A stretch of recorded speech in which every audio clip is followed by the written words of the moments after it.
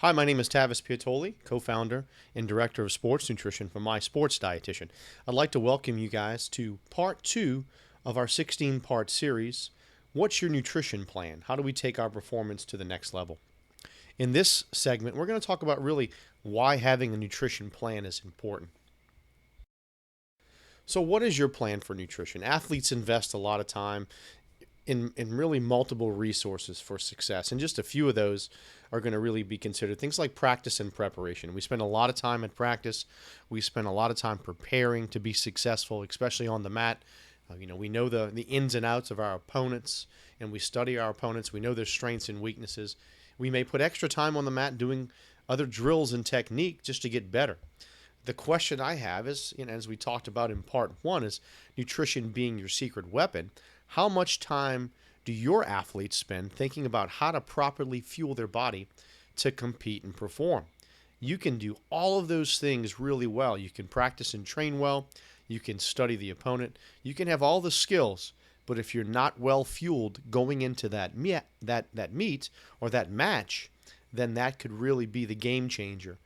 Where I've seen some athletes, and especially some wrestlers particularly, be a high seed or a higher seed than their opponent and lose because of their fueling strategies.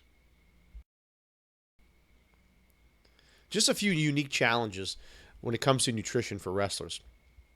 Typically at the high school level, and this is probably not much different at the collegiate level, 30% of young athletes do not eat breakfast. We'll go into that really specifically when we get into things like breakfast. But really why this is important is, you're waking up in the morning, you have not had food in maybe 8, 10, 12, 14 hours. And in some cases, a high school athlete's going to go to class, a college athlete may go to practice or class. Their brain does not have that fuel, but it's going to increase their chances of eating more later in the day. So there'll be some imbalances in calorie intake as well as energy balance. Especially at the high school level, a lot of kids eat the alternative lunch instead of eating a regular hot meal. So this means some type of fried food, maybe it's pizza. It's around 650 to 700 calories, and for some athletes, that's not going to be enough, especially your 180 plus wrestlers that are looking to maybe either hold on to their weight or maybe even in some cases your heavyweight wrestlers that may be trying to gain weight. So this is just not enough fuel. There's also rules against eating and drinking during school hours in some cases where at the high school level, some kids may not be able to eat in class. And if we go back to lunch, keep in mind, for some kids, this is their only meal of the day. They're on campus, if you look at practice included, maybe 11 or 12 hours that day, and their only meal and fuel for that day was their lunch. And that's just not going to be enough, which is why a lot of young athletes backload their calories later in the day. Most athletes will go into that practice on 1,000-calorie deficit, meaning they just don't have enough fuel, as we talked about some of those reasons why before. So also, some of those athletes will go into practice in the early stages of dehydration, especially if they're in the cutting phase, because they're just sipping on water, they're not drinking enough, and then they train in a hot environment, sweat a lot more. And it could put them at risk for some really serious side effects if they do this for an extended period of time. Some other unique challenges we talked about just briefly: no extra food available. So 11 hours on campus, often vending's an option, but that's just usually not a nutritious option for the collegiate wrestlers. It's a little bit more flexible depending if they have a training table, they have a fueling station. A lot of our big D1 schools have that available. But when we're looking at the high school wrestler, if they're not bringing food to school, if they're not bringing healthy snacks to school, then it's going to be a real big challenge when they go into that practice, because they're going to be completely underfueled and will not be maximizing their chances of practicing at a level where they could be if they were well fueled. I typically recommend athletes go into practice on their third or fourth meal. They should have eaten at least 3 or 4 times before they get to practice. That way their gas tank's full. It's common for athletes to lose weight during a season. And in football and certain sports, it's 6 to 8. In wrestling, it's a completely different animal because you have to make weight for a meet. I've seen athletes try to lose 10 pounds in a week. Obviously, that's not a smart thing to do, and it's not a safe thing to do. And it really puts them at a disadvantage. But in some cases, with fluid fluctuations, it's easy to see a lot of weight change in a short period of time. 35% report taking supplements to fix the problem of underfueling. So when we're not eating enough or not reaching our goals, a lot of our younger athletes are looking for answers in the supplement store. We're going to have a whole section specifically on supplements and supplement safety to talk about how to know if the products you're taking are third-party tested. That's extremely important for the collegiate athlete that gets randomly drug tested for banned substances. So, we can keep you clean and in the game so you don't test positive, which is pretty common, a lot more common than people think in collegiate athletics. And also calories after practice can be heavy in fluid consumption to make up for that calorie deficiency.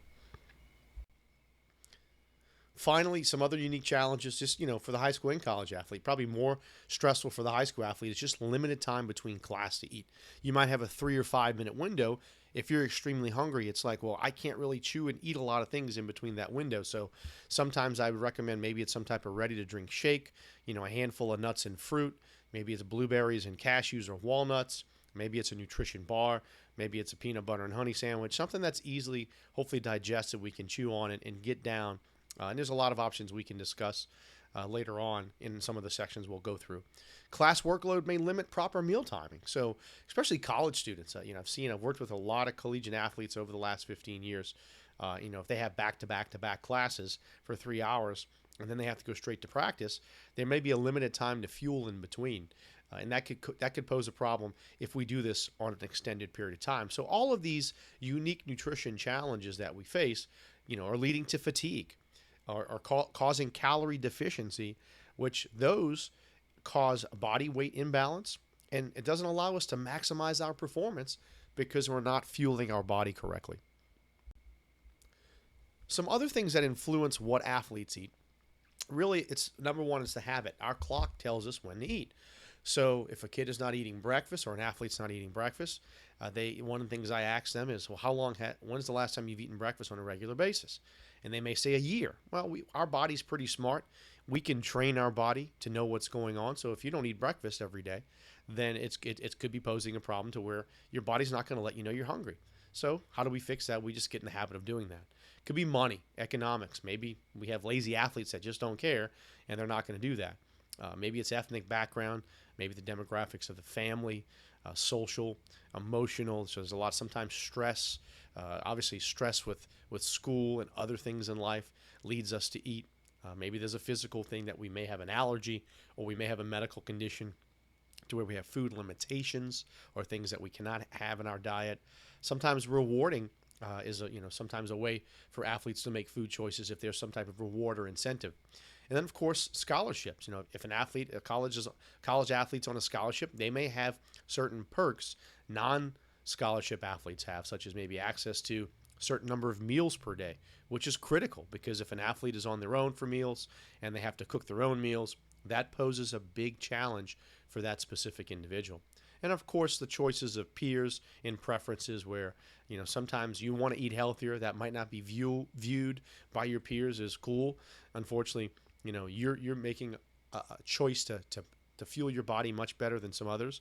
And it's important to really to stay with that choice. So how do we fix this? How do we implement a plan for success? Number one, if the athletes claim they don't have time to eat, because this is a big problem where, athletes are saying, hey, I don't have time. And if especially at the high school level, number one, we have to have food available in the house. So if it's a high school athlete, and you're a high school coach, you want to make sure you're saying to the parents, hey, it's important to have nutritious foods in the house. This will prevent them from skipping meals. This allows that athlete, because one of the things I recommend they do is, prep all your snacks. Make 20 peanut butter and jelly sandwiches on a Sunday. Take a fourth of a cup of cashews or walnuts or trail mix and make 20 different Ziploc bags of those. Grab all your nutrition bars and fruit. So make sure you take a little bit of time, 30 minutes, an hour, one day a week, and prep all that. That way when you run out the door, it's available, you put it in your bag, and you never have to miss that snack. So that just increases your chances of meeting calorie goals. Also, like we talked about, planning meals and snacks for about 3 to 4 days. So if you take that time, on a Sunday, make 20 sandwiches, do the trail mix, the bars. Maybe it's even like if you're a collegiate athlete, it's cook 10 chicken breasts or boil 12 eggs or 10 or 12 eggs. So doing these things in advance is a really smart way to stay ahead. The athletes that I've worked with that I've seen have the most success, they meal plan. They don't allow someone to do it for them. Now, if you have student athletes, like especially coaches at the collegiate level, that have meal tickets and everything's provided, obviously that's great. That really cuts out a lot of the stress for them to understand. If you have fueling stations, that's great. But if not, these are things that student athletes can do to get ahead of the game to where they're not trying to play catch up later in the day by trying to find calories. Also, if one of the biggest struggles I see, especially at the collegiate level, is they don't really know how to cook. So I'm like, no problem. You don't have to be a chef. A lot of times there's easy food available, and here's just a simple strategy right here. You don't even have to cook really any of this. All of this can be done in the microwave, and for the most part, it's very relatively healthy. So we got grilled chicken. You can buy grilled chicken frozen, ready in 5 minutes. Long grain and wild rice by Uncle Ben's. 90 seconds in the microwave, you have rice.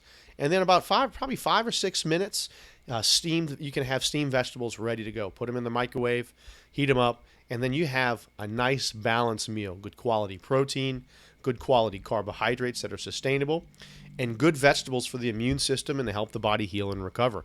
So my advice is usually do this in advance. Make maybe 5 to 10 of these, put them in Tupperware containers. That way, if you don't have access to a meal plan, these are things that you can bring with you to school, and you never have to think about what to do, because typically the easy thing to do is run to fast food, go get a hamburger and fries.